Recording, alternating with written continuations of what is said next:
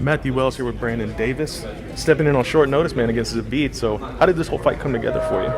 Man, honestly, somebody on Twitter, I didn't even know the fight was open. Somebody on Twitter posted and said, "You already backed out. Give it to Brandon Davis, Jason Knight, or Shane Burgos." And I retweeted and said, "Shit, you know I'm down." Yeah. And my manager, Alan Belcher, texted me like 2 minutes later. He said, "Do you want that fight?" I said, "Do you think we can get it?" He said, "There's an opening, so there's a possibility." I said, "Hell yeah, I want that fight." I said, "Against Zabit, right?" He said, "Yeah." I said, "Fuck yeah." And about a week later, he told me that I had it, so that's how it all went down. That's awesome. So obviously you must be a guy that just stays ready year-round. Yeah.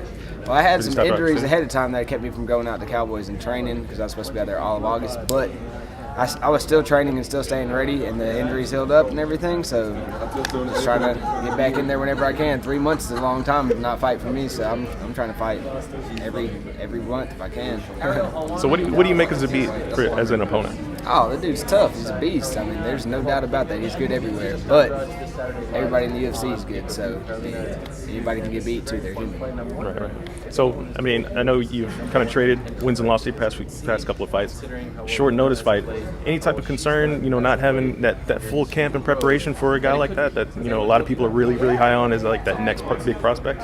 I mean, there's always, whenever you take that short notice fight, there's always that you might not be in your best shape that you could be in. But as far as like me being prepared for him, he has as much time to prepare for me as I did for him. So it's nothing different. Absolutely. So do you have a prediction for how it's going to go down?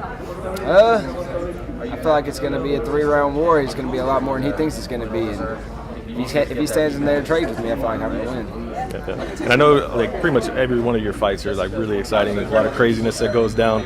Texas crowds love that kind of stuff. So you're going to feed off that energy? Well, honestly, when I'm in there, I don't even think about the crowd. So, I mean, I just like to have fun. And striking's fun. You hit me, I hit you. Or I hit you and you miss and I hit you again. I mean, that's really fun to me. So that's what I love to do. So that's always how I'm going to fight. Absolutely. And I'm sure the promotion loves it as well for you stepping up and, not really caring who the opponent is. You're just like, yeah, put me in there and let's fight it out and see how it goes. Yeah, I was surprised. Last fight of the contract, everybody was like, man, you shouldn't be taking that fight. But they gave me a new contract too. So after I took the fight, so I didn't know I was getting it ahead of time. I mean, like I said, we fight.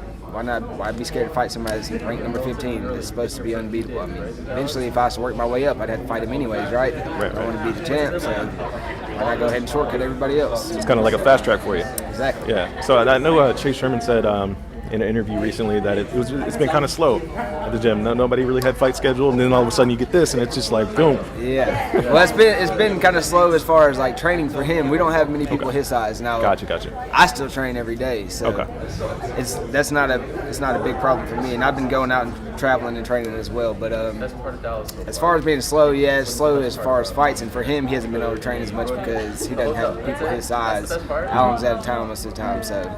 But me and Jason, we've been staying ready. Very cool. Best of luck on Saturday, man. Look forward to it.